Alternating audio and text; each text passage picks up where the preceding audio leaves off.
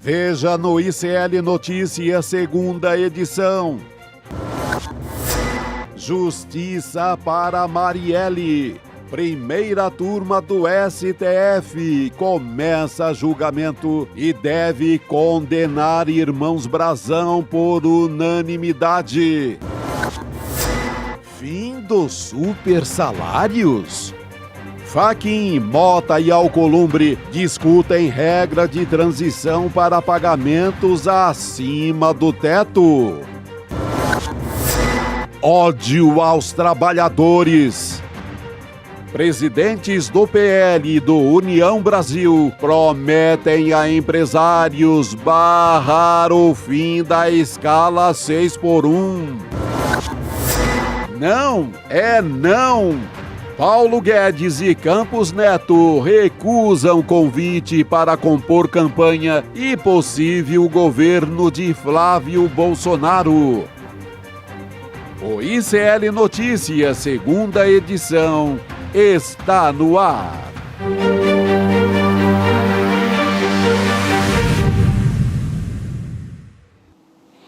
Olá, boa tarde. Seja muito bem-vindo, seja muito bem-vinda. O ICL Notícias, segunda edição, está começando. Estamos ao vivo em todos os nossos canais. Então, você seja bem-vindo nesta terça-feira, dia 24 de fevereiro de 2026. Ao meu lado, na nossa redação de São Paulo, já tem o meu companheiro diário. Opa! Sempre junto todas as tardes. Boa tarde, querida. Boa tarde para toda essa audiência aí que vai lá do Oiapoque ao Chuí. Aliás, contem pra gente de onde vocês estão nos assistindo, que a gente está de olho aqui no nosso chat. Vem muita gente do Nordeste sempre. Sempre, tô de olho. Isso é uma glória, que lindo. É isso aí, manda sua mensagem e também aciona sempre o sininho para receber o aviso de que o ICL Notícias está começando com a nossa programação e assina, lógico, dá o seu like, o fortalecimento aqui pela nossa comunidade do nosso jornalismo independente. Em Brasília, nossa Heloísa Vilela está a postos acompanhando hoje um julgamento que é histórico. Elo, boa tarde para você. Boa tarde, Gabi. Boa tarde, Chico. Um julgamento que a gente espera por ele há 8 anos, né, Gabi? O julgamento dos mandantes do assassinato da vereadora a Marielle Franco. E é um dia super importante porque esse caso junta tudo, não é? Política, milícia, interesses econômicos e um Rio de Janeiro que está sob o jugo de todo esse jogo. Então, a grande esperança é não só fazer justiça, mas também que isso marque uma possível virada, porque não é possível o Rio de Janeiro continuar nas mãos de todo esse imbróglio, né, desse tudo junto e misturado aí que se formou na política do Rio de Janeiro. É o que a gente espera, Chico. Como a Elo disse aqui, primeira turma do STF está julgando hoje os mandantes desse caso. Ontem falamos um pouco sobre isso, como é que seria esse rito. A Elo acompanhou ali de perto os mandantes do assassinato da Marielle Franco, da vereadora, e também do motorista, o Anderson Gomes. E a tendência, segundo a apuração aqui do ICL, é de unanimidade nessa condenação desses acusados. E a nossa equipe preparou uma tela para saber quem está no banco dos réus, como a gente diz no jargão. Então tem o Domingos Brazão, à sua esquerda, ex-conselheiro do Tribunal de Contas do Rio de Janeiro, e o Chiquinho Brazão, ex-deputado federal, os dois irmãos que são acusados de encomendar o homicídio, os mandantes, portanto. Depois, na sequência, vem o Rivaldo Barbosa, falamos dele aqui também ontem, né, Chico, o delegado. Esse faz um papel covarde, sabe? Afaga a família durante o dia, à noite estava reunido com essa milícia nesse assassinato cruel. Exatamente, ele é indicado como um mentor intelectual. Depois, na tela, você ainda acompanha comigo, tem o ex-policial militar, o Ronald Paulo de Alves, que teria monitorado a rotina da vereadora Marielle. E, por último, o ex-assessor do Domingos Brazão, o Robson Calixto Fonseca, que teria ajudado a ocultar a arma do crime e de integrar também o núcleo financeiro desse grupo. Para a gente voltar a conversar, Elo, eu queria antes chamar uma palavra da Mônica Benício, a viúva da Marielle, falando sobre a punição para esses responsáveis, não só para dar uma resposta para a família, mas para a democracia brasileira. Vamos assistir. O caso da Marielle é um caso emblemático, porque ele mostra para a gente uma estrutura que se relaciona intimamente um mundo obscuro entre a política, a polícia e o crime organizado no nosso país. A Aniele diz, assim como a Agatha, que esse é um momento muito importante, muito emblemático para nós, para a nossa democracia, para nós familiares, mas sobretudo para que a verdadeira justiça por Marielle Anderson seja feita. É uma fala muito parecida com a da ministra Aniele Franco ontem, em entrevista aqui na UN2, né, Elo? Exatamente, é o que também falou comigo hoje o Freixo, quando saiu no intervalo do almoço, é também o que disseram os deputados Chico Alencar e Tarcísio Mota.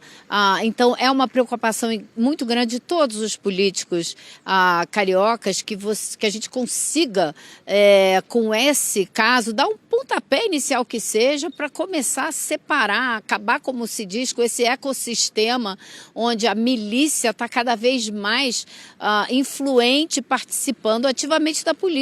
Não pode, isso tem que acabar, a gente tem que dar um jeito.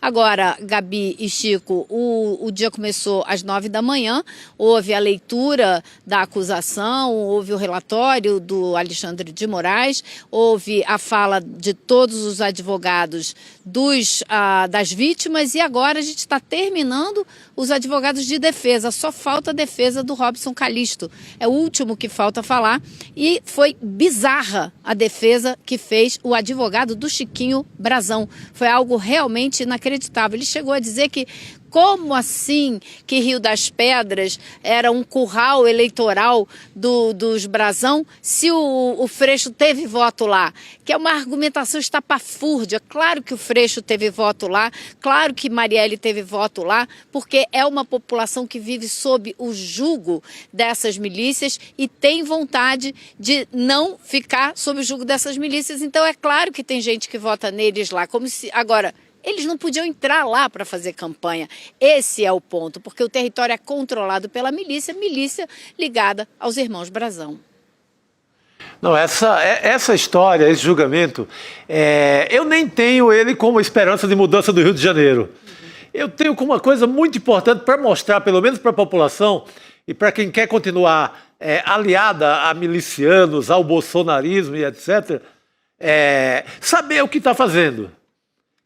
Juro que eu não tenho esperança que vá alterar nada no Rio de Janeiro, porque está muito contaminado.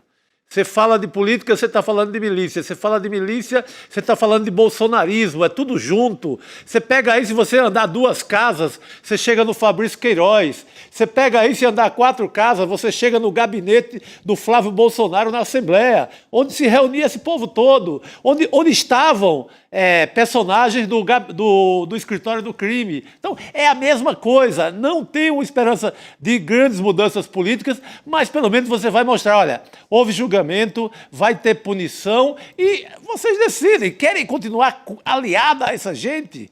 Sabe, fica mais explícito o jogo para todo mundo. É isso, a gente tem imagens ao vivo. Faxina que é necessário uma faxina grande demais, né, Chico? A faxina é enorme, né? Então é difícil mesmo. Exatamente. Enquanto você falava, Chico, tinha ali, apareciam imagens do julgamento, elas são ao vivo aqui para quem nos acompanha. A gente pode até trazer um trechinho aqui para o pessoal ter uma ideia do que está acontecendo por lá. A gente já volta a conversar. Vamos subir o som rapidinho. Terceiro para levantar o telefone de alguém, o endereço de alguém? Muito bem.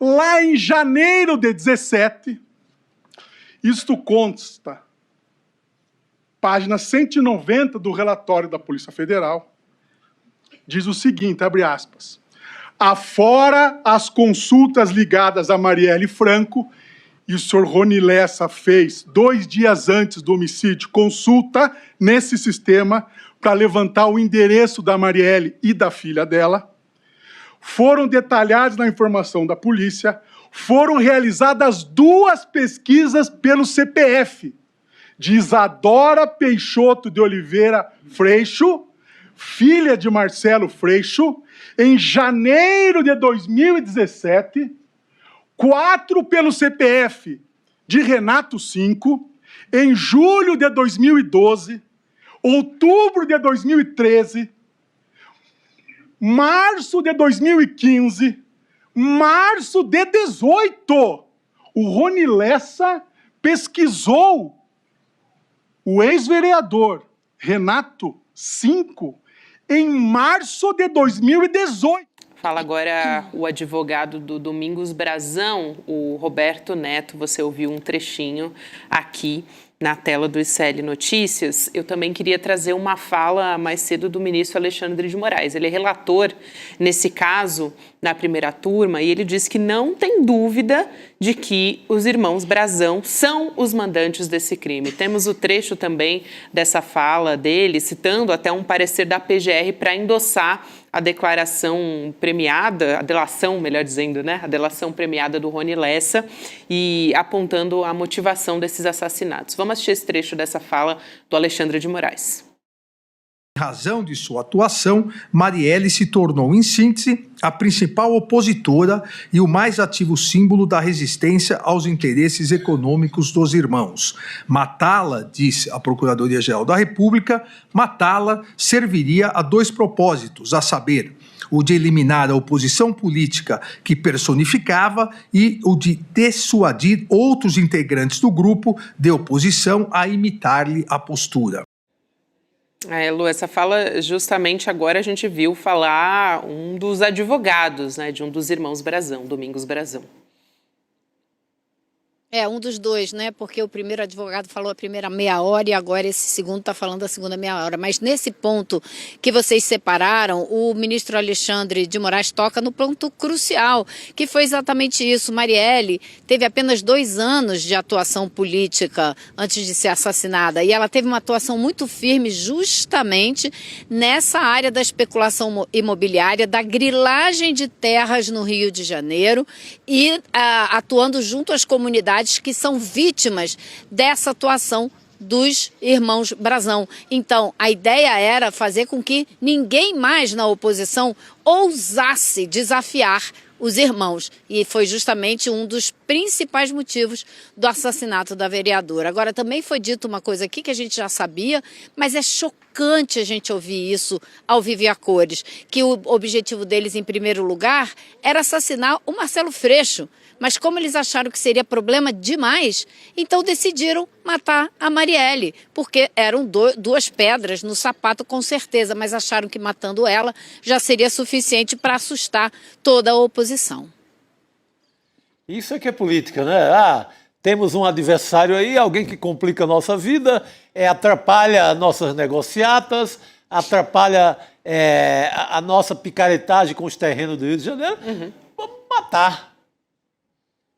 É muito didático, né? Eliminar. Sobre como as coisas funcionam. Eliminar o adversário político, eliminar, não é, vamos chamar para um debate, vamos apresentar um projeto na Assembleia para combater essa história, vamos ganhar no voto. Não, vamos eliminar.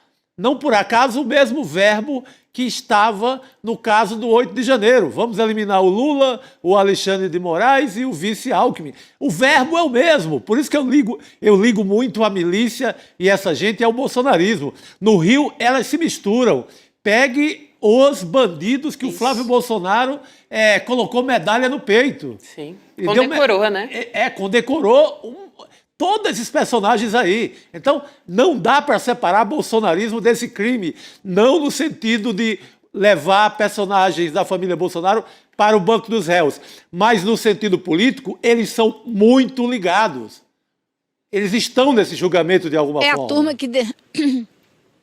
É a turma que defende a necropolítica, é a turma que defende os assassinatos da ditadura, é a turma que defende a violência em todas as esferas que você olhar. Para esse grupo ideológico radical, é isso que eles defendem. Você tem toda a razão de relacionar essas coisas, Chico. Exato, e é sempre bom a gente lembrar quem ele condecorou e que o Marcelo Freixo é um grande entendedor dessa história. Ele já deu várias entrevistas, até porque, infelizmente, tem muita experiência com essa questão das milícias, porque a família dele já foi vítima também, e ele presidiu, né, uma CPI muito séria a respeito das milícias no Rio de Janeiro.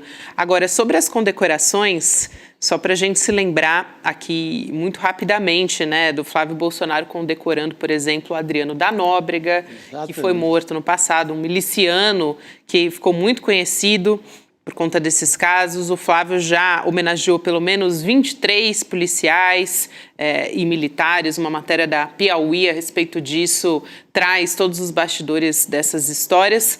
Agora, eu queria trazer aqui uma fala justamente do presidente da Embratur, o ex-deputado Marcelo Freixo, que tem muita bagagem para falar a respeito disso. A gente separou um trecho da fala dele num dia como hoje também, muito importante. Vamos assistir.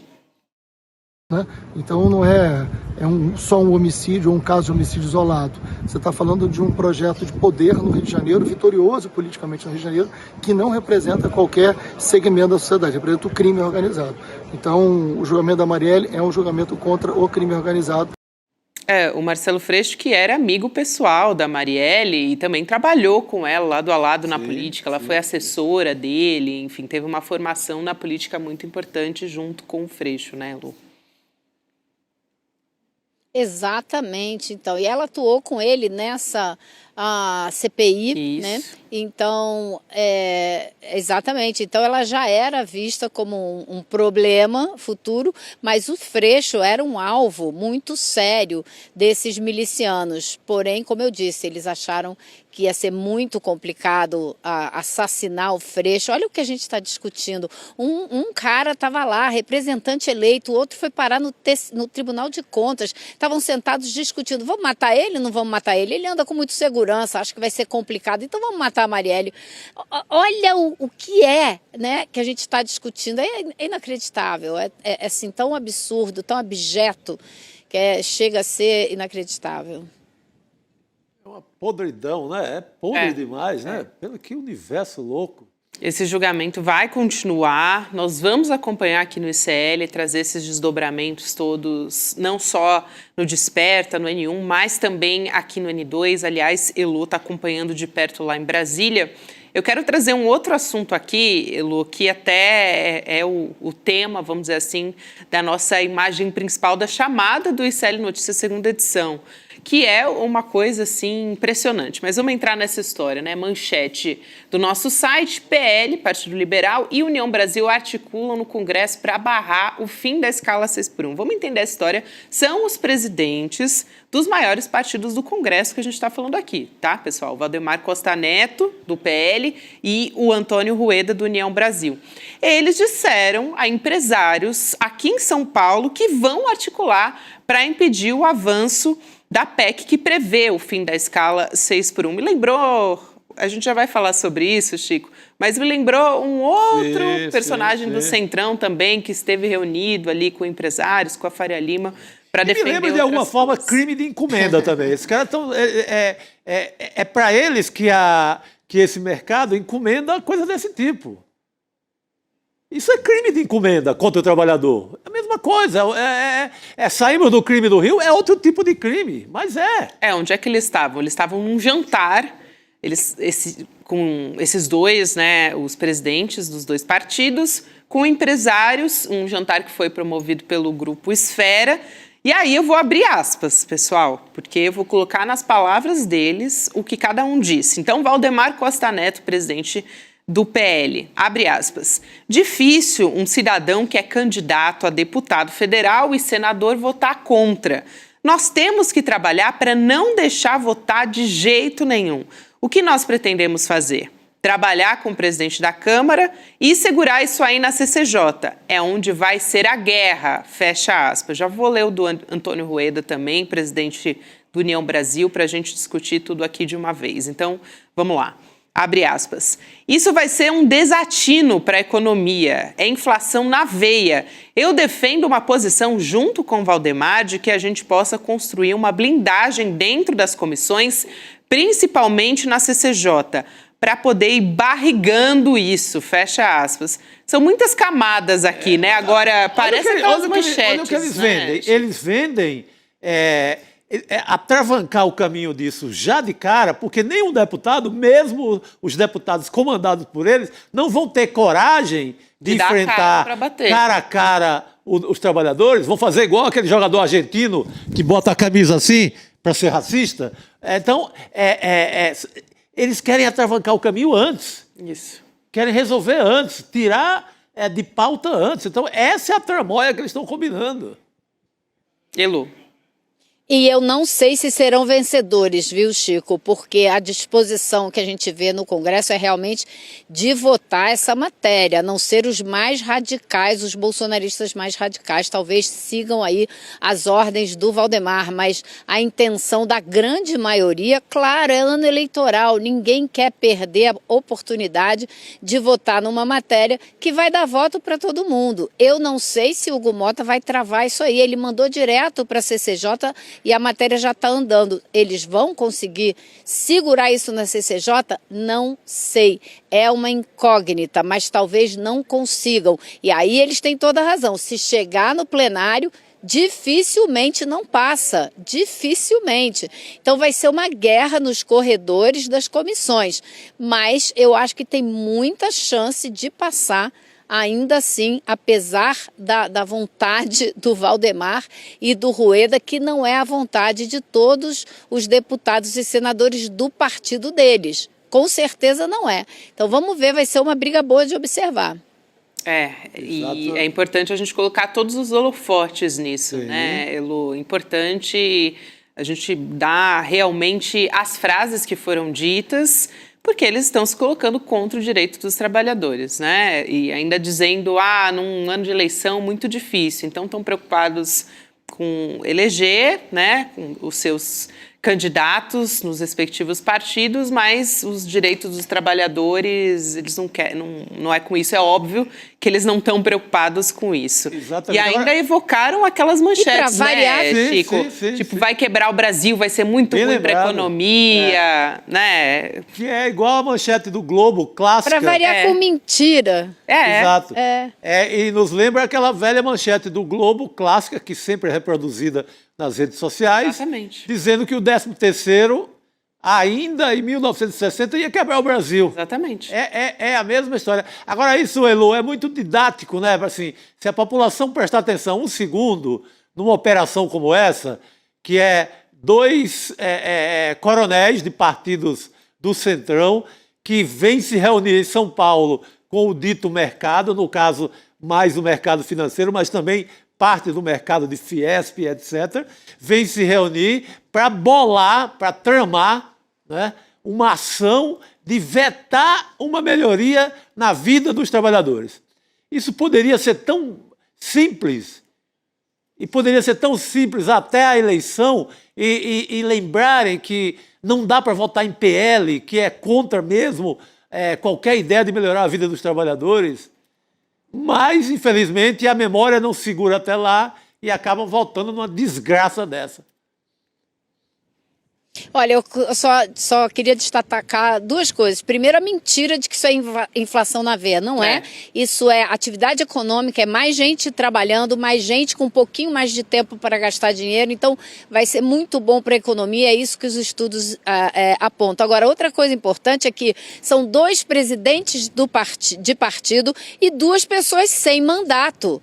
Eles não têm mandato, eles não estão exercendo nenhum mandato. Então, eles vão ter que discutir com quem está exercendo o mandato e que vai procurar voto agora no fim do ano. Então, essa conversa aí é um pouco curiosa e interessante. Agora, eles foram lá falar a quem eles devem tudo que tem, né? Porque eles foram falar com quem paga, não foram falar com quem vota, claro, com quem realmente, né, a massa de eleitores. E é uma coisa impressionante, né, Lu? Foi bom você falar isso, que é mentira, porque quando a gente pensa, por exemplo, a gente está falando aqui do fim da escala 6x1, então o trabalhador vai ter mais direito ao descanso, de ficar com a família e tal. E isso também é bom para a saúde mental dele. No ano passado, 2025, a gente teve mais de 546 mil afastamentos por saúde mental. Isso só em 2025, que foi um número recorde. Então, isso é custo para as empresas também.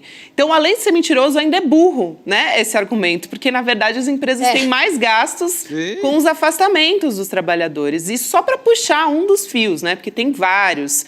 Mas a questão da saúde mental tem sido uma epidemia. Muito né? grave, sim. Enfim, mas só para desconstruir aqui esse discurso que já não parava em pé sozinho, mas foi muito importante você descortinar isso, Elô. Exatamente, Gabi, não para em pé sozinho de jeito nenhum. Além da produtividade, eu acho que eu já falei isso aqui, né? Eu entrevistei uma pessoa que trabalha numa cadeia de restaurantes aqui de Brasília, que já faz isso, já adota a escala 5x2 e falou que todos os aspectos que você observar, houve melhoria. A relação dos garçons com os clientes, a produtividade, tudo melhorou nos restaurantes onde eles adotaram a escala 5x2. Então, realmente, é muita mentira que o Rueda teve coragem de falar hoje. Indo na contramão do mundo inteiro, né? E que muitas vezes eles evocam os outros países para dizer que é um avanço tecnológico. Por que não copiam? Sim, então, não querem nem saber disso. E a campanha, tem de bom, né? Exato. E a campanha na mídia disso, contra o fim da escala 6x1, fazia tempo, acho que só na reforma trabalhista eu tinha visto, na reforma trabalhista maldita do Temer, eu tinha visto algo parecido, assim. É um festival de matérias diárias, assim, e nas matérias só falam representantes dos patrões do capital. Não tem... Ali você não vê nenhuma organização sindical, ali você não vê nenhuma entidade que represente o trabalhador, ali você não vê nada, ninguém que vai ser beneficiado com o fim da 6x1 falando, só fala um lado. E são os representantes dos patrões retrógrados, viu, Chico? Sim, porque tem aqueles que acham que a ideia é boa, que entendem muito bem para onde o vento está batendo no mundo e já não pensam assim. Então, ainda por cima, eles escolhem a dedo, né, quem vai falar. Então, é um horror. Isso, exatamente. Essa é uma pauta super importante, a gente está acompanhando muito de perto aqui no ICL. E, Elô, falando em pauta importante também, queria trazer ainda aqui uma questão relacionada ao Banco Master, né, do governador do Distrito Federal, o Ibanez Rocha, que está cada vez mais isolado politicamente. Ontem falamos sobre isso aqui no N2, né? Em relação justamente por questões ligadas até a essas investigações, né? E você tem mais apurações sobre, eventualmente, uma CPI que pode sair do papel? Exatamente. Gabi, hoje aconteceu uma coisa muito importante na Assembleia Legislativa. Um deputado que é considerado a liderança da direita, um deputado do PL, que se chama Thiago Manzoni, ele fez um discurso fortíssimo hoje, rompendo com o Ibanez. Ele é da base do governo do Ibanez, rompeu dizendo que eles foram todos traídos pelo governador por conta da tentativa que ele fez de colocar dinheiro no Banco Master e enganou todo mundo. Ele mandou um pedido de explicações para a Secretaria de Fazenda, disse que se a resposta não for satisfatória, ele vai assinar o pedido de CPI do Master no Distrito Federal. E falta só uma assinatura, já tem 7. Com 8 você pode abrir a CPI. Agora, vai depender do presidente da Assembleia. Porém, ele é visto como uma liderança da direita dentro da Assembleia. Então, se outros deputados o acompanharem, você tiver mais 4 votos, com 12 votos, é obrigatória a abertura da CPI. Então, o Ibanez fica ainda mais isolado do que já estava, porque você tem aí Bia Kicis e Michele que vão concorrer ao Senado, estão tirando ele de escanteio, jogando ele para fora da ideia de concorrer ao Senado, e agora dentro da Assembleia. E pode acontecer uma coisa muito interessante: haver abertura de uma CPI no Distrito Federal, enquanto na Câmara e no Senado Federal a enrolação continua, deputados e senadores continuam sentados em cima de um pedido de CPMI, já tem pedido lá, Hugo Mota não se pronuncia, ou seja, pode mais uma vez o Distrito Federal dar o pontapé inicial nesse processo e a gente finalmente ter uma CPI do Banco Master que vai ajudar a trazer à tona ainda mais detalhes dessa tramóia que foi gigantesca, que a gente não tem ainda a dimensão exata. A gente só sabe que é muita gente nessa teia, né? Elô e Chico, vem por aí, então a Elô vai continuar acompanhando e trazer qualquer novidade aqui pra gente, inclusive sobre o julgamento da Marielle também, que vai continuar até amanhã, né, Elô, ali na primeira turma do STF. Obrigada, bom trabalho por aí em Brasília, querida. Tchau, pessoal, até amanhã. Boa noite, querida. Obrigado. O Rodrigo Viana está chegando aqui na mesa redonda para conversar com a gente. Rodrigo, boa tarde. Boa tarde. Ô, Gabi, posso só falar rapidinho? Óbvio. Lançaram o Ibanez ao mar, né? O Homem bolsonarismo lançou 2 homens ao mar. Esperidião Amin em Santa Catarina. Ah, é verdade. Que fizeram uma chapa, agora vão fazer a chapa pura. E agora vão lançar o Ibanez, o que pode ser bom, porque lançando o Ibanez ao mar, vamos ver se finalmente a gente descobre qual é o segredo do Ibanez para ser poupado de todas as investigações, né? Ele foi poupado no 8 de janeiro, poupado no caso do Banco Master, tem que ser investigado, tomara que saia essa CPI. Mas é um movimento curioso, assim, do bolsonarismo apostando em chapas puras. E jogando a direita mais tradicional assim para escanteio. Eu acho que enfraquece muito, né, a ideia da candidatura do Flávio. Se você compara o que era esse bolsonarismo em 18, em 22, que era essa turma toda junta. Estava junto. Então, se sai um Ibanez que, mesmo com todo esse rolo aí nas costas, é um nome politicamente forte. Sim. No DF. Sim. Então, se eles vão rifando esses caciques regionais, acaba sendo uma excelente notícia para a candidatura do Lula. Vamos aguardar aí, né? Tem nos bastidores gente falando de pesquisa, esse jogo de nervos, né? De que vai aparecer o Flávio mais forte nas próximas pesquisas. Vamos ver, vamos aguardar. Vamos ver, mas o fato é que a coisa não está fácil ali nem dentro da família, né? Imagina não, eles estão brigando direto. É incrível isso, porque ele nas pesquisas aparece consolidado, mas não consegue se consolidar junto à elite política. Não consegue atrair nem o Paulo Guedes para ser o assessor econômico depois dele, a gente vai falar sobre isso também. Não só o Paulo Guedes, tem mais gente envolvida na história. Mas vamos lá. Até queria aproveitar que você está aqui, Rodrigo, para trazer um outro assunto relacionado aos penduricalhos, que é um negócio assim impressionante, gente, como se inventa coisa nesse país, né? Mas o presidente do STF, o ministro Edson Fachin, discutiu junto com os presidentes da Câmara, portanto, Hugo Mota, também do Senado, Davi Alcolumbre, a criação de uma regra de transição sobre o pagamento dos penduricalhos salariais no serviço público. Eu, assim, achei uma coisa... é ilegal. Impressionante. É ilegal. Mas para legalizar, tu vai ter uma fase de transição. Enquanto isso... Não, deixa, coitados, né, Chico? O pessoal ganha 150 mil por mês, de uma hora para outra você vai cortar para 50 mil. E o julgamento está previsto para acontecer amanhã, ao mesmo tempo. Te pegam cometendo um crime. Assim, no flagrante delito ali. Sabe que você é um fura-teto ingovernável. Aí te pegam em pleno crime. Em vez de te punir... Dá mais uma chance aí, mais uma chance para os meninos. Uma transição para o menino se ajeitar, para ele cometer mais 2, 3 crimes aqui, aí depois a gente conversa. Para acalmar tudo. Eles vão se consertar. Gente, que...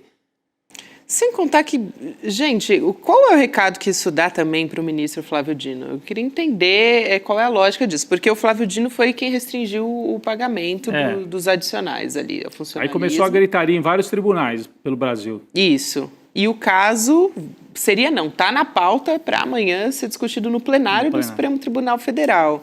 E foi a decisão do Flávio Dino que foi tomada. Então, sim. O que vai ser decidido também no plenário? Se o Brasil tivesse juízo, estava a essa altura todo mundo com o Flávio Dino. Pois é. Sim.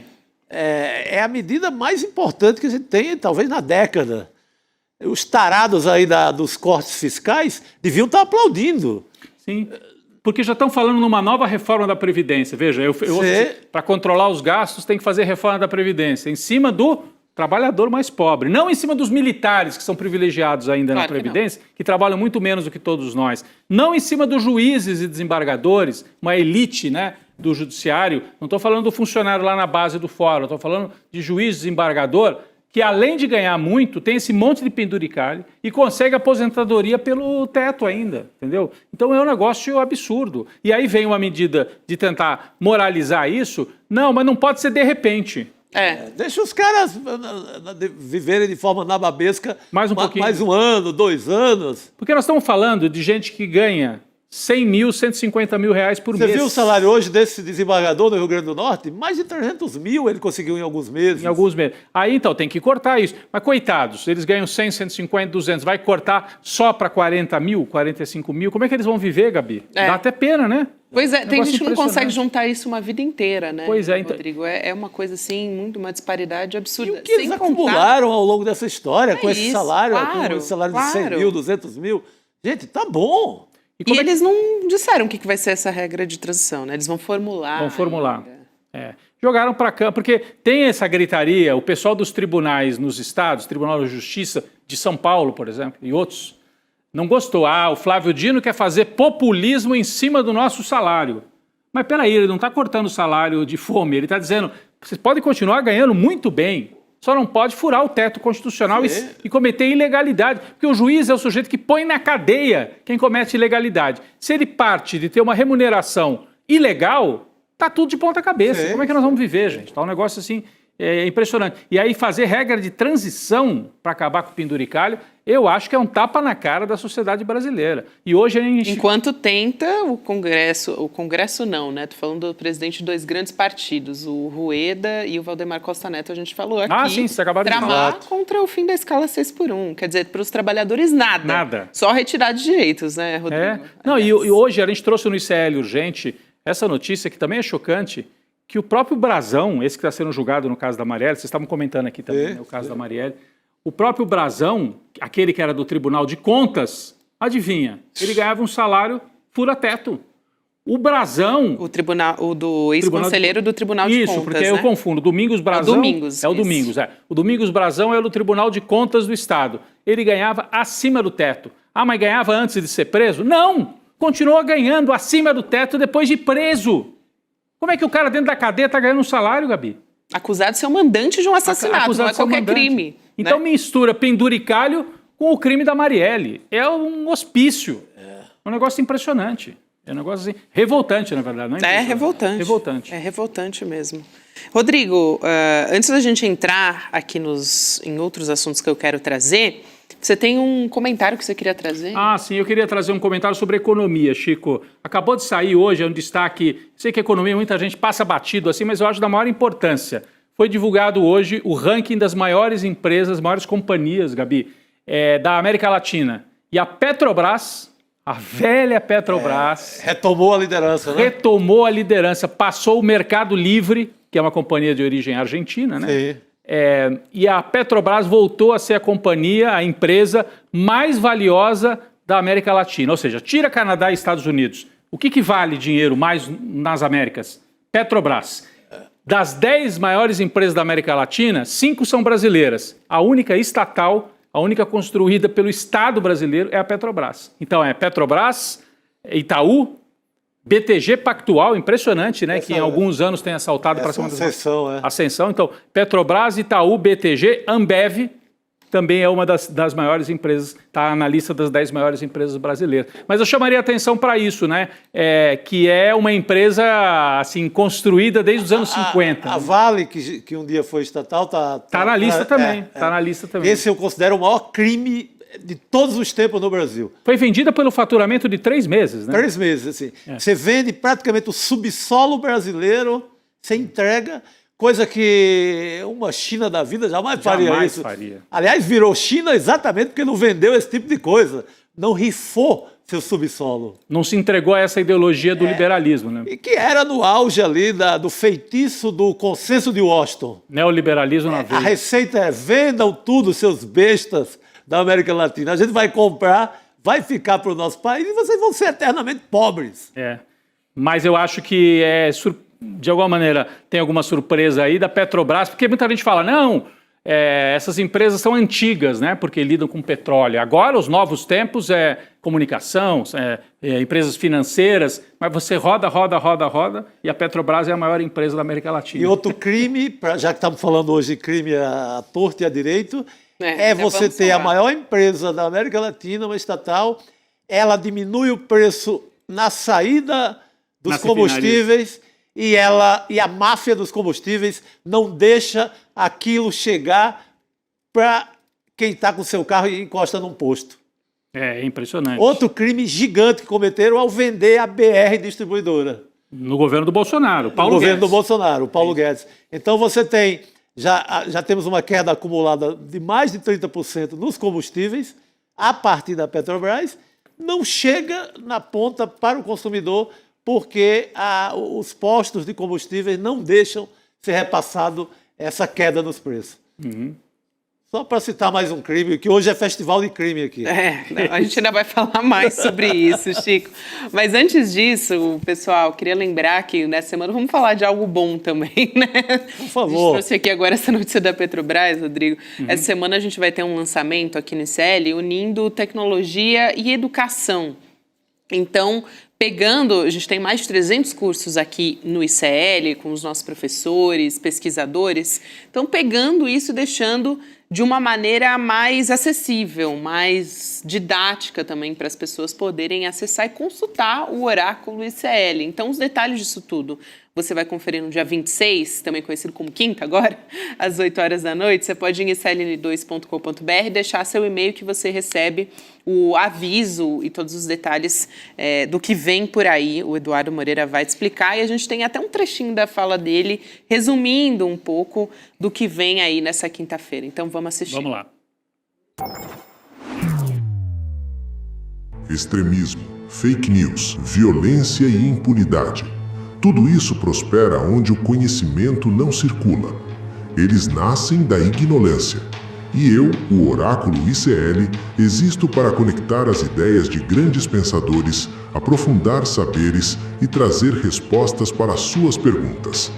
O conhecimento que liberta está prestes a mudar de forma. Garanta sua vaga para me conhecer no dia 26 de fevereiro.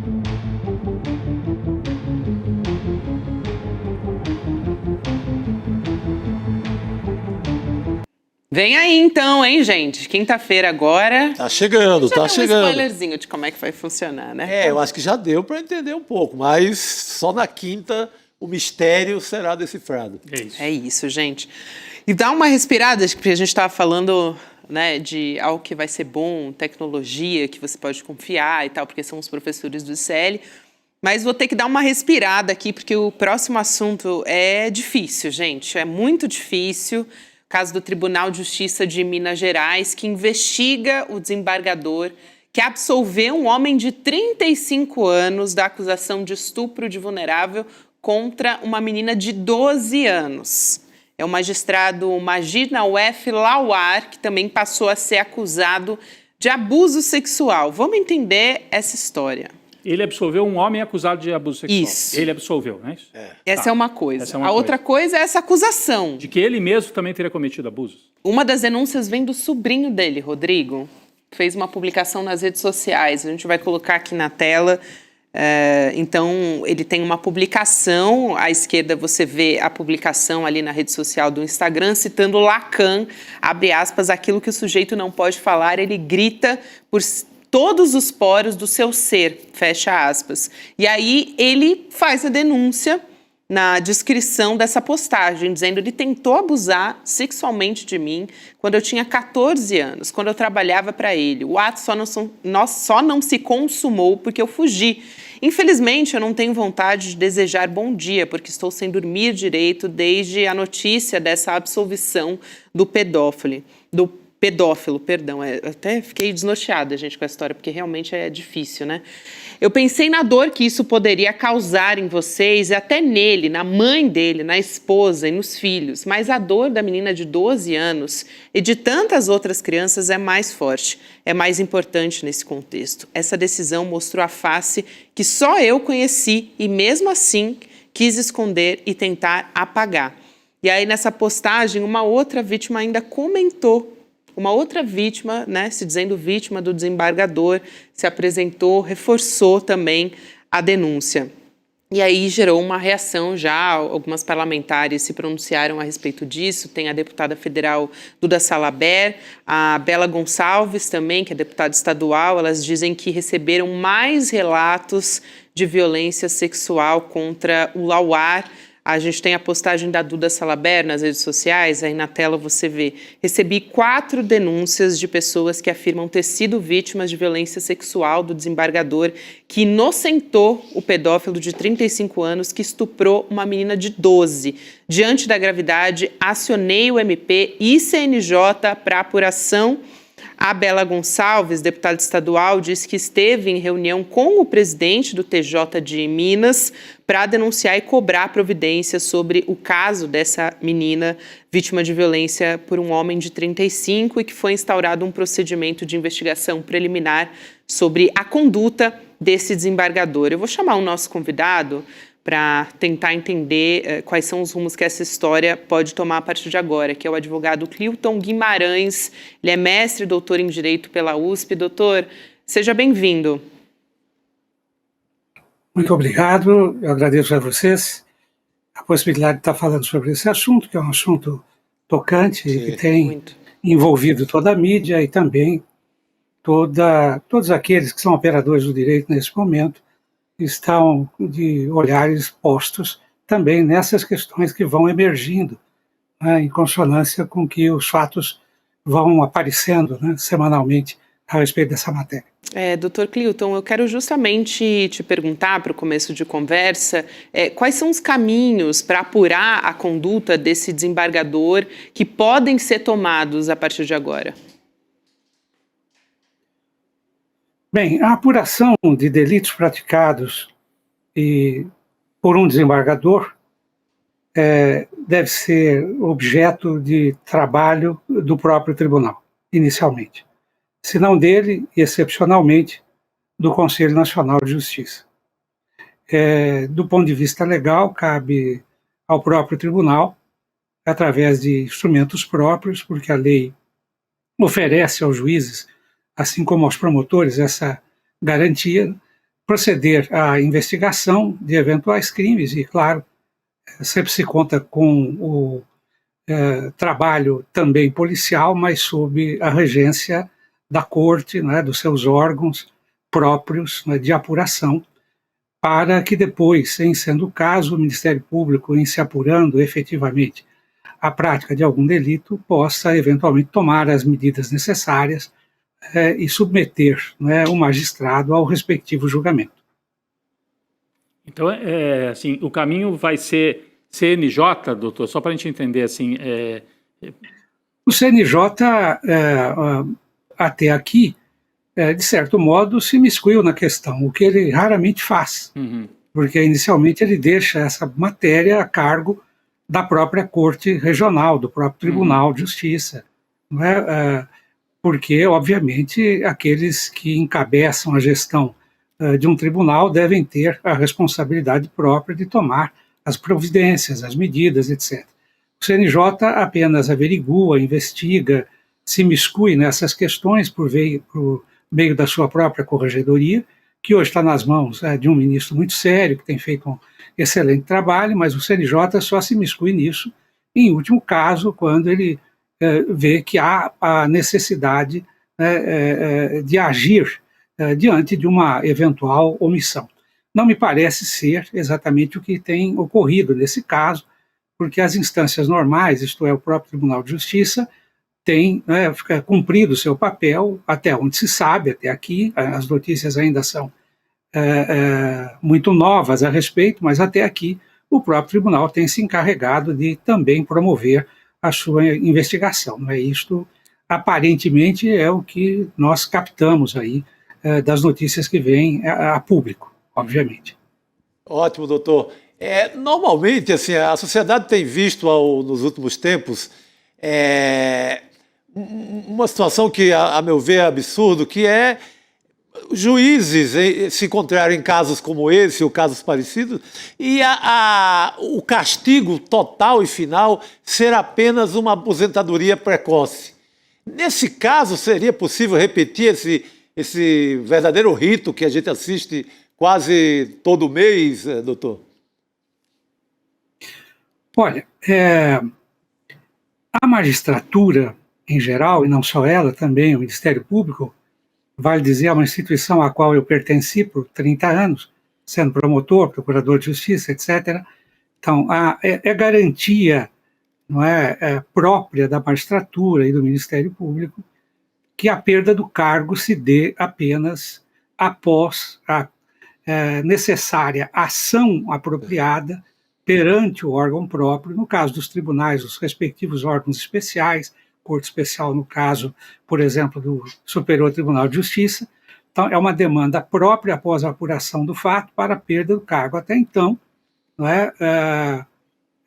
o indivíduo fica subordinado àquele processo, e o que ocorre muitas vezes, e isso era usual mais antigamente.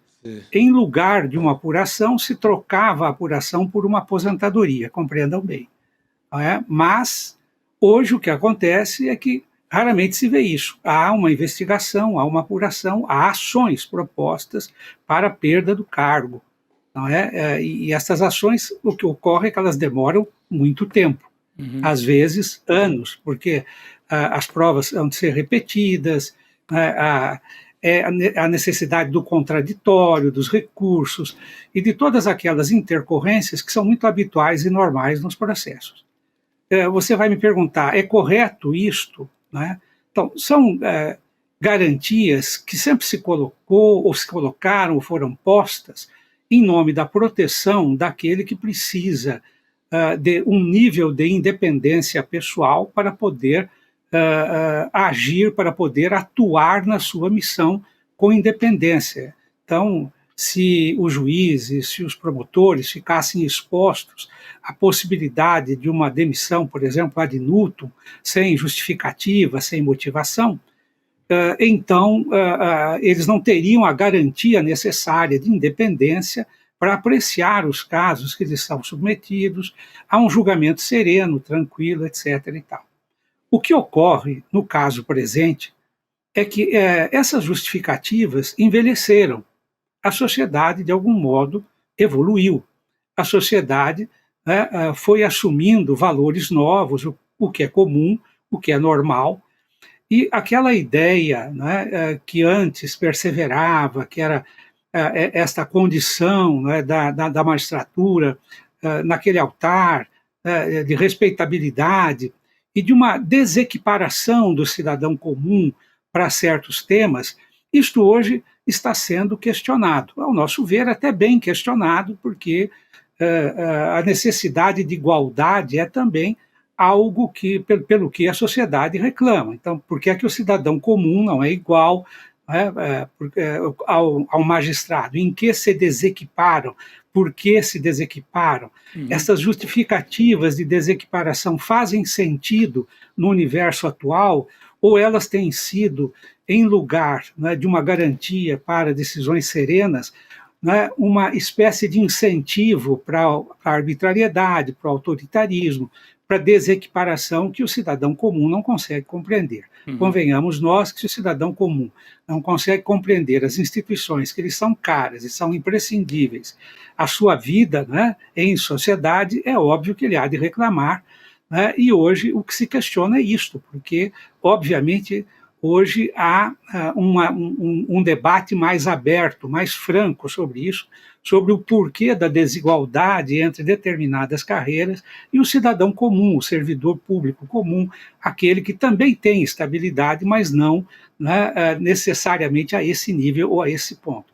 Então é bom que a sociedade debata isso, é muito bom que a imprensa traga isso a prumo, e discuta e debata, porque, obviamente, nós estamos evoluindo, e esse debate se faz necessário. Senão nós ficamos nessa realidade surda de um judiciário que se entrincheira em certas posições, numa autodefesa, e o cidadão comum não consegue compreender as razões e os porquês. Então, se há porquês, se há razões, essas razões que venham à mesa a julgamento daqueles que podem, efetivamente, com espírito crítico, analisá-las e ofertarem a sua opinião, o seu parecer, enfim, para a mudança ou não, conforme seja o caso. O que não pode haver um silêncio, um debate que não é debate, a ausência de um diálogo entre essas instituições e a própria sociedade civil. Isso é muito perigoso, ou seja, isso não é bom, não é razoável.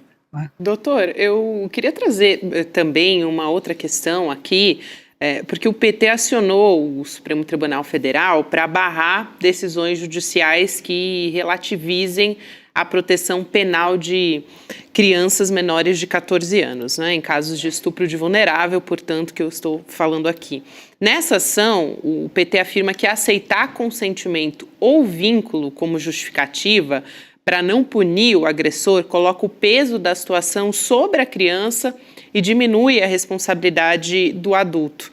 E o partido diz também que esse tipo de interpretação fere a Constituição, que determina que o Estado deve garantir proteção total às crianças. Eu queria te perguntar a respeito disso, até querendo saber sobre eventualmente um precedente muito perigoso que possa ter sido ampliado, porque não é a primeira decisão nesse sentido, mas me parece que esse caso chamou muito a atenção e está sendo muito discutido pela gravidade, né, do tamanho do que isso aconteceu. A gente teve, por exemplo, a imprensa trazendo declarações dessa criança dizendo: o meu namorado, né, o namorado é um homem de 35 anos, ele comprava cestas básicas para minha família, para minha mãe, para a gente ter uma ideia aqui da gravidade do que a gente está conversando. Mas em que medida decisões como essa podem legitimar o estupro de vulnerável, a violência sexual contra crianças e adolescentes, que normalmente acontecem em âmbitos familiares, né, em âmbitos seguros? O Gabi, e também só para completar, porque havia um entendimento, pelo menos eu, quando atuava ali na reportagem, no dia a dia, até cobrindo casos policiais também na rua, de que com menos de 14 anos se presume que relação sexual entre adulto e menor de 14 anos, se presume que há uma violência. Sim. Agora tem algumas decisões que relativizam isso, não vale mais essa barreira dos 14 anos. Como é que se explica isso para a sociedade? E o que acho que essa ação do PT é para que o STF diga, né, afinal, abaixo de 14 anos vai se presumir que é uma violência ou vai se admitir? Não, veja, não, houve consentimento, às vezes de uma criança de 12 anos com um homem de 40. Então, mas essa é a dúvida, essa é a questão que a Gabi trouxe aqui para o senhor, é isso. Muito bem. Veja só, os valores que a legislação estatutária, e eu me refiro ao Estatuto da Criança e do Adolescente, que é uma legislação dos anos 90, das melhores já produzidas, decorrência da Constituição de 88, do respectivo artigo 227, são valores que, inicialmente, vale dizer, não são assumidos pela sociedade integralmente, na sua inteireza, e nós já temos aí 30 anos de vida do Estatuto da Criança e do Adolescente. Isto é bom que se diga, porque nessas 3 décadas, não é, o que tem havido é um esforço enorme dos operadores do direito, dos movimentos sociais, na tentativa de incutir na sociedade civil, né, nos seus estamentos principais, né, aqueles valores de intocabilidade, de intangibilidade da criança e do adolescente, particularmente, né, da criança em si. Logo, o que eu quero dizer é que há uma resistência de certos setores da sociedade à assunção desses valores. E isso contribui de uma maneira decisiva para decisões dessa natureza. Não quero dizer que este seja exatamente o caso, mas o fato é que esses valores ainda não se assentaram, ainda não se pode dizer que sejam consonantes com aquilo que a sociedade civil pensa. Então, aqui ou acolá, não só esses magistrados, mas como outras pessoas de outros setores da sociedade têm o mesmo desapreço por esse valor, pelos valores consagrados pelo Estatuto e pelos quais se luta há 30 anos. Logo, há uma luta ingente entre aqueles que defendem a legislação estatutária, como eu, por exemplo, e aqueles que não desejam que ela vingue, muito embora ela tenha avançado nesses últimos períodos. Muito bem, no caso do judiciário, o judiciário assimilou melhor, ou tem assimilado melhor, nas últimas décadas, esses valores e os tem defendido, né, à vista daquilo que a gente tem naturalmente percebido da jurisprudência de um modo geral.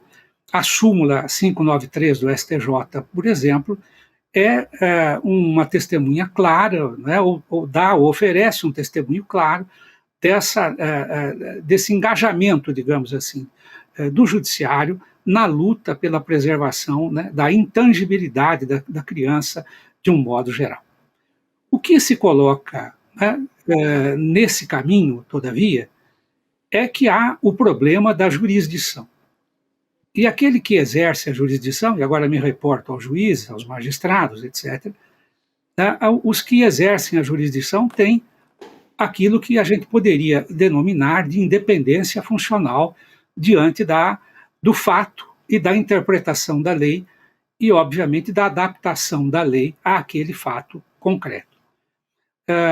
Todo juiz, até por garantia constitucional, também é intangível na compreensão que ele tem da lei e na sua aplicação, o que se considera, vejam todos, né, uma garantia para o cidadão comum, porque ele o fará, supostamente, com independência, né, com autonomia, porque as suas decisões, no mérito, só podem ser eventualmente criticadas dentro do poder judiciário e não fora dele, ou podem ser discutidas e debatidas por intermédio de recursos, etc., no interior do judiciário, mas não fora dele, e a opinião que ele emite é uma opinião que, digamos assim, tem uma certa sacralidade, um certo nível de sacralidade. É por aí, obviamente, que passam, né, os valores pessoais, né, as questões morais próprias, a visão de mundo própria de cada magistrado, de cada juiz, e aí o caminho aberto à fragmentação daqueles princípios, né, que o direito e que a lei busca proteger. Nesse caso, por exemplo, vejam, o que os magistrados parecem dizer em sua própria defesa é que teria havido um distingue. O caso, né, em foco seria um caso que não se amoldaria, por assim dizer, perfeitamente, né, à lei, ao 217-A do Código Penal, nem tampouco à súmula 593, porque haveria uma particularidade assim assado, porque haveria um namoro, uma relação, aquela coisa toda. Isto é concebível do ponto de vista jurídico, é altamente criticável, né? Aí o que se vê é uma decisão absolutamente arbitrária, autoritária, né, e que tenta, digamos assim, encampar, né, uma antiga teoria do direito, que é a teoria normativa do fato, o fato posto, né, preside a relação e pouco importa o direito é, na verdade, o fato em si, a sua força própria, né, como há muito tempo dizia um autor bastante interessante a respeito desse assunto. Então, o cuidado aí é com a jurisdição. Até que ponto há um limite para que o juiz decida? Então, essa é, por exemplo, a grande questão que hoje setores muito relevantes da área jurídica, muito particularmente, por exemplo, Lênio Streck, que todos aqui devem conhecer, que é um jurista, foi meu colega de Ministério Público, ele era procurador de Justiça do Rio Grande do Sul, eu em São Paulo, mas o Lênio desenvolve um trabalho absolutamente complexo, mas muito esclarecedor a respeito, né, do exercício da jurisdição, da interpretação da lei, que não pode e não deve ficar a cargo daquilo que os juízes chamam, por exemplo, da sua própria solidão e do seu pensamento, né? Ou seja, um juiz é um agente público e o seu pensamento, a sua interpretação tem um óbice, tem um limite, o limite no texto da lei.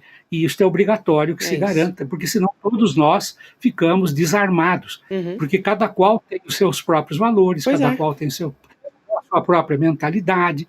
E o que tem acontecido em tempos, né, que todos os senhores conhecem, eu não preciso esclarecer a pessoas tão esclarecidas, né, que a pós-modernidade afetou também o direito. Né? Então, o direito também não é mais aquela mesma coisa. Não é?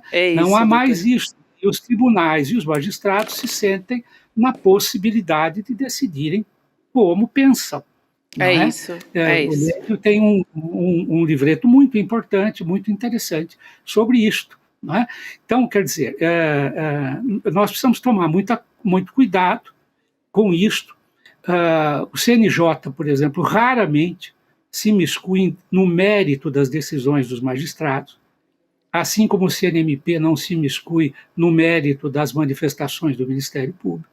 Mas nós temos uma atualização caso... aqui, doutor, nós temos uma atualização aqui que o desembargador vai ter que responder não só pelas denúncias que estão sendo feitas, e aí ele tem todo o direito de se defender no caso de denúncia de assédio sexual, mas de impropriedades na própria conduta técnica dele como magistrado, não é isso? Pois Gabriel? Rodrigo, uma reportagem aqui do UOL, né, que eles deram com exclusividade aqui, sobre o voto desse desembargador, relator desse caso, né, que absolveu esse homem de 35 anos, continha nessa decisão um prompt para uso de inteligência artificial. Então, tem um aspecto técnico ali, porque o UOL teve acesso à íntegra desse documento, não só o UOL, viu, Gabi? né? Estou vendo em vários lugares aqui. Também. Eu já tinha visto. Ele simplesmente usou inteligência artificial e isso aparece na decisão lá dentro.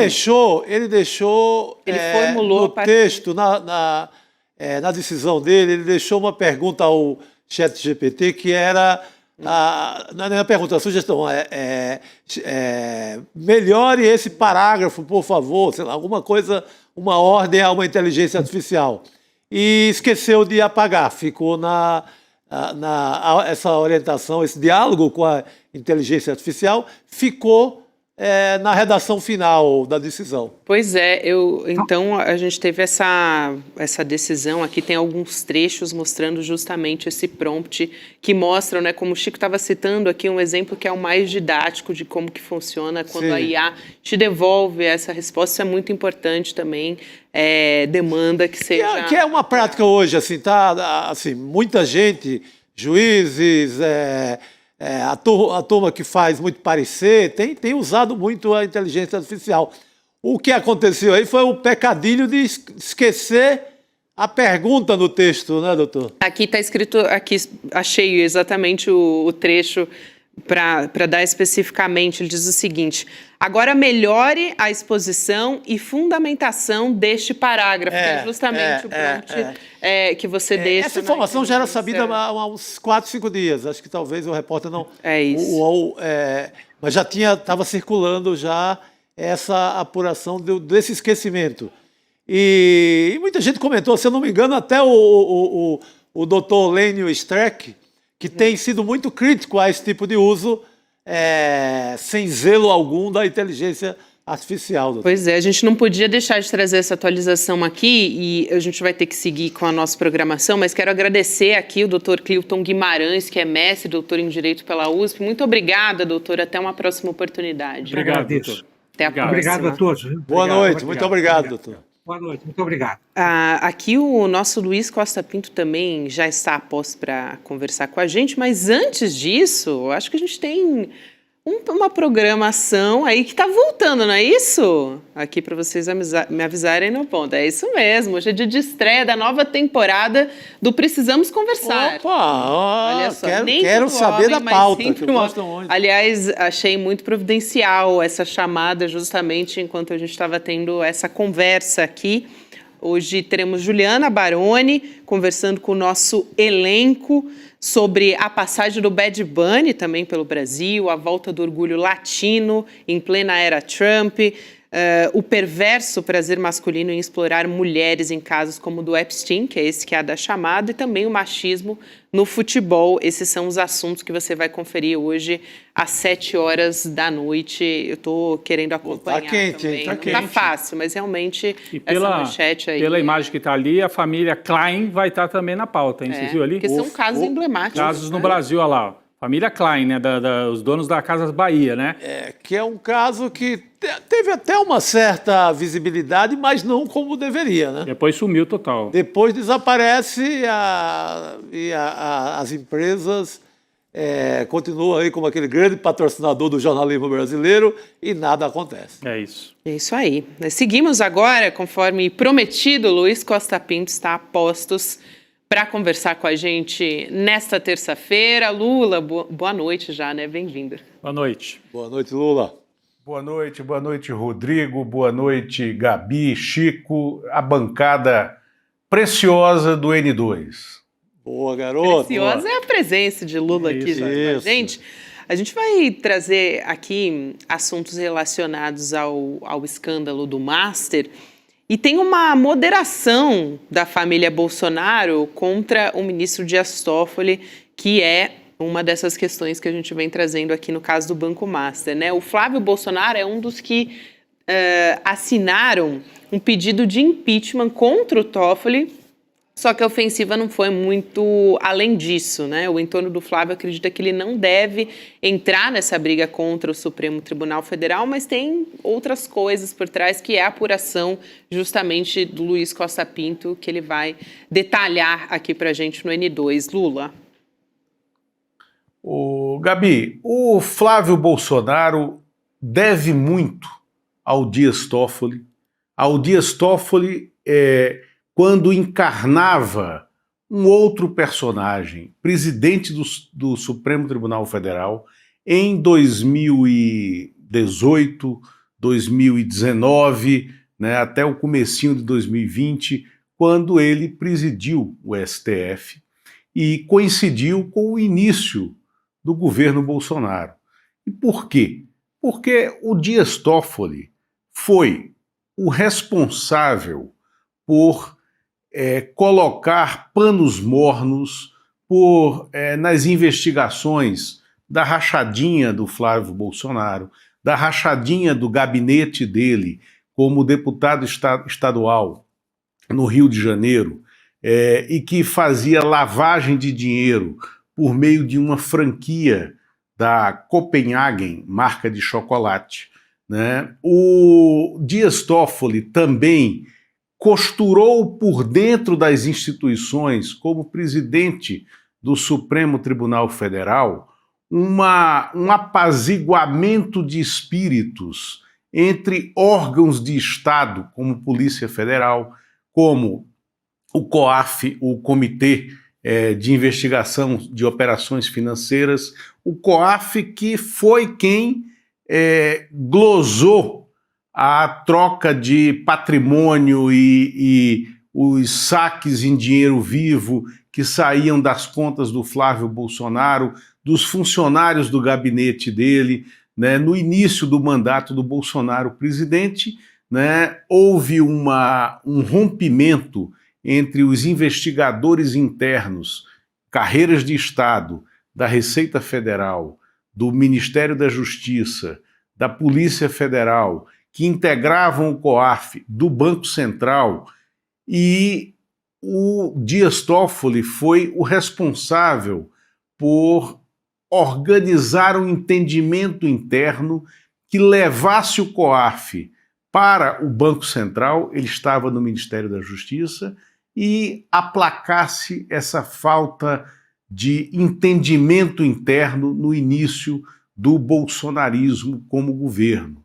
Então, a dívida, o débito do Flávio Bolsonaro com o Dias Toffoli, ministro, operante, dentro do Poder Judiciário, dentro das instituições, é muito grande. Por isso que essa mise-en-scène que ele fez pedindo uma eventual cassação do Dias Toffoli é balela. O Dias Toffoli fez um movimento de composição com o bolsonarismo desde 2018, ainda na campanha eleitoral, quando ele colocou como chefe de gabinete um general, pela primeira vez na história do Supremo Tribunal Federal. Nem na ditadura militar isso aconteceu, né? Foi Dias Toffoli quem inventou essa jabuticaba e colocou o general Fernando Azevedo e Silva como chefe de gabinete do presidente do Supremo Tribunal Federal. O Fernando Azevedo e Silva sai de lá para se tornar o primeiro-ministro da Defesa do Bolsonaro.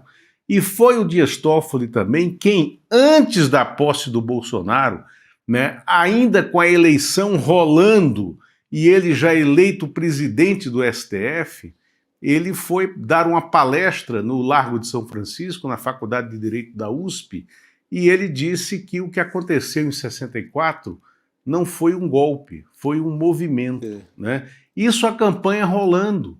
Né? assombrou até os assessores dele e foi um movimento de composição com o bolsonarismo, né? É isso que essa mise-en-scène tem esse preço, Gabi.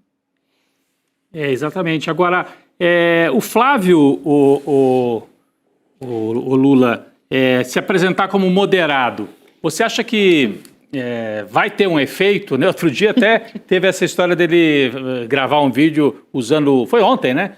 Todes, né? Essa história do Todes e tal. Isso é uma coisa, né? Aqui nós estamos falando de uma outra coisa, que é ele manter relação com a cúpulas institucionais, né?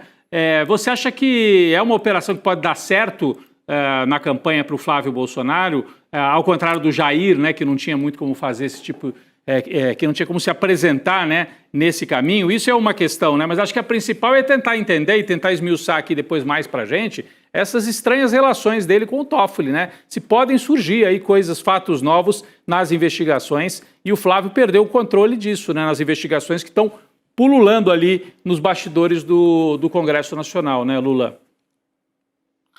Isso. Rodrigo, o Flávio Bolsonaro, ele nunca foi um desbocado, um político de uma verve violenta como o irmão Eduardo. Nunca foi um maluquete debochado como o irmão Carlos. E também nunca foi um completo despreparado como o pai Jair Bolsonaro no exercício do mandato. Porém, Lula é muito elegante, nunca né? foi um parlamentar qualificado. Muito elegante. Muito elegante nas críticas. Para dizer que o Bolsonaro era um traste. Ele não é um traste, vamos dizer assim, traduzindo, né? Não é um traste tão grande como o pai, é um meio traste, talvez. Temos que manter o nível do debate com vossas excelências, entendeu? Maravilhoso, Lula, então, maravilhoso. Mas então, o Flávio Bolsonaro, ele nunca foi um político de atuação qualificada, de atuação estruturada, de atuação estratégica. Vejam o que aconteceu numa CPMI fundamental para o desgoverno do pai dele, que foi a CPMI da Covid. Naquele momento, o Flávio Bolsonaro, ele era integrante da CPMI, ele não conseguia tirar o governo do banco dos réus, ele nunca conseguiu criar estratégias de atuação na CPMI que tirasse, né, o Ministério da Saúde, a falta de ação do governo federal, o comportamento descabido, inapropriado do pai dele, da janela de apuração ali da CPI, e sempre que ele entrava em ação, era para criar grandes confusões e sendo violento e atacando as mulheres senadoras, né? No curso daquelas investigações, ele fez ataques à senadora Simone Tebet, ele fez ataques à senadora Leila, né, durante aquela CPMI, e ele criava grandes confusões. Então ele nunca teve uma atuação por dentro do parlamento. Ele está passando por Brasília e ele não é nenhum negociador político. Aí o que é que ele recebe como dote para essa candidatura? O PL, partido que terá R$1 bilhão de fundo de campanha para distribuir, né, nas campanhas daqueles nos quais ele quer investir, né, de maneira prioritária. E, claro, uma dessas campanhas é a campanha do Flávio Bolsonaro. Ele precisa agora, então, criar um grupo estratégico, né, para a execução dessa campanha. Quem foi a primeira pessoa que ele pegou como publicitário, né, que neste momento não é o publicitário de campanha dele, mas ele pegou um policial militar afastado aqui da Polícia Militar do Distrito Federal, chamado, eu não sei o sobrenome, tá?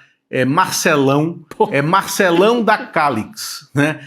Marcelão da Calix. A Calix é uma agência de publicidade absolutamente desqualificada, criada nos anos do bolsonarismo, mas que venceu licitações na esplanada dos ministérios, está com contas ativas no governo federal até hoje, e é esse Marcelão da Calix que está atrás, né, de montar o grupo de assessoramento que vai dar esse lustro político no Flávio Bolsonaro, se ele conseguir. Por outro lado, o PL dá a ele uma estrutura financeira para pagar essa assessoria. E o Valdemar Costa Neto é quem está abrindo o bolso para dar curso a essa manutenção. Então, o Flávio Bolsonaro é um jovem polido em construção. Na minha opinião, não dará certo, será descoberto, porque o que ele cometeu de atrocidades verbais nos verões passados, no período em que eles eram poder, no período em que eles estavam em ascensão, tudo surgirá. Hoje eu assisti um vídeo de 6 minutos e 8 que já está rodando nas redes sociais. É um vídeo até recente do dia em que o Donald Trump implementou aquela estratégia já derrubada pela Suprema Corte Americana, né, do tarifaço sobre o Brasil, e foi o Flávio Bolsonaro dando uma entrevista absolutamente desastrosa para ele na Globo News, em que ele cai pelas próprias palavras. Então, é claro que isso será cobrado do Flávio Bolsonaro nas ruas, na campanha, no curso da campanha. É só uma questão de tempo. Nessa entrevista, por sinal, o Flávio Bolsonaro dizia alguma coisa assim: é óbvio que o governo brasileiro não tem o que negociar com os americanos e tem que ceder. Então tem que fazer o que o Trump está pedindo. É claro que não vai haver recuo. Então, numa hora como essa, isso ele dizendo. E o governo brasileiro fazendo justamente o contrário, enfrentando os Estados Unidos, e no final venceu todas as batalhas, venceu a guerra do tarifaço, né?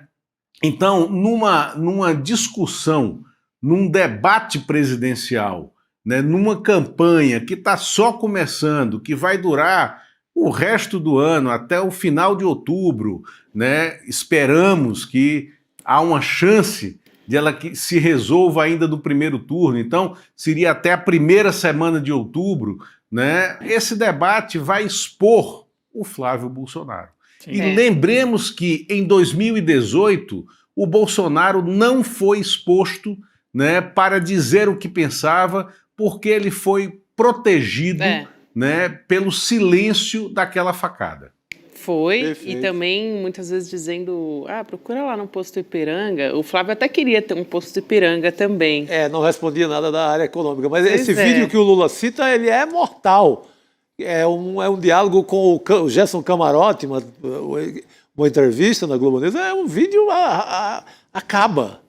Você ia citar o posto Ipiranga porque ele não está conseguindo trazer o posto Ipiranga. Pois porque ele queria o posto Ipiranga também, o Flávio, né, tentou convidar o Paulo Guedes, não só o Paulo Guedes também, gente, o Campos Neto, para traçar um plano econômico para ele queria recriar o Ministério da Economia. Caíram fora. Nos mesmos moldes do Jair Bolsonaro, é isso, não é nem que eles caíram fora, eles nem chegaram a cair dentro, gente. Nem chegaram a cogitar. Pois é, e nenhum dos dois topou, então o Kleber Lourenço, né, diz que tanto o Guedes quanto o Campos Neto, eles responderam que não querem mais voltar ao serviço público, então acho que eles ficou sem o posto Ipiranga. Eu acho que eles estão com um pouco de receio das investigações que podem cair sobre eles, né? No caso do Roberto Campos Neto, tem a própria história do Master, né, que progrediu enquanto ele era presidente do Banco Central. E no caso do Paulo Guedes, ele tem dinheiro guardado fora do Brasil, tem fundo de investimento para tudo que é canto.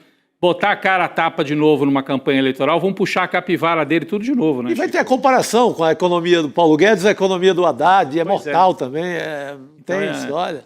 Dizer que eles não querem voltar para o serviço público. Nunca foram do serviço público. Isso, o Campos Neto virou vice-presidente do Nubank, né? O Nubank hoje, ele passou, em tamanho, em ativos, ele passou o Banco Itaú no Brasil. né? Então, o Campos Neto ele está num outro circuito. Ele gostaria de ser, sim, ele o candidato da direita brasileira. Se a direita brasileira fosse inteligente. Ele almejou isso, né? Mas não conseguiu, até porque a direita brasileira é extremamente ignorante, é uma direita totalmente desqualificada e despreparada para a política e não soube fazer essa articulação, esquecendo essa página terrível do bolsonarismo no Brasil. E o Paulo Guedes é isso que o Rodrigo falou. O Paulo Guedes está querendo curtir a vida doidado, o que resta dela com o dinheiro que ele arrecadou. Né? O que resta. Para que vão entrar nessa, né? Se esse dinheiro não tivesse passado pelo sacrifício de boa parte da população brasileira, tudo bem, aí até desejar que ele curtisse a vida doidado. O pior é que a gente sabe a origem de parte dessa grana. Né? É a origem de parte da grana. Olha, dá tempo de trazer mais uma muito rapidinho. Ainda com Lula, hein, Lula? Por olha favor. Só. A gente tem pouco tempo, mas eu não quero deixar de trazer aqui essa, porque foi o Silas Malafaia, né, o pastor, dizendo que a melhor forma do Eduardo Bolsonaro ajudar na pré-campanha do Flávio para a presidência é ficando calado. Então, esse foi o conselho do Malafaia. Ele disse, calado, o Eduardo vai ajudar muito mais o irmão do que abrindo a boca para falar asneira. Ele calado vai ser um belíssimo cabo eleitoral para o irmão. O Malafaia sempre dando declarações assim muito afetivas. Muito, né? Super. Ele adora realmente os filhos do Jair Bolsonaro, hein, Lula? Olha, essa é uma expressão que se tornou clássica no Rio de Janeiro, essa de que calado fulano é um poeta, né? E é isso que o Malafaia está dizendo, que calado o Eduardo vai contribuir muito para a campanha.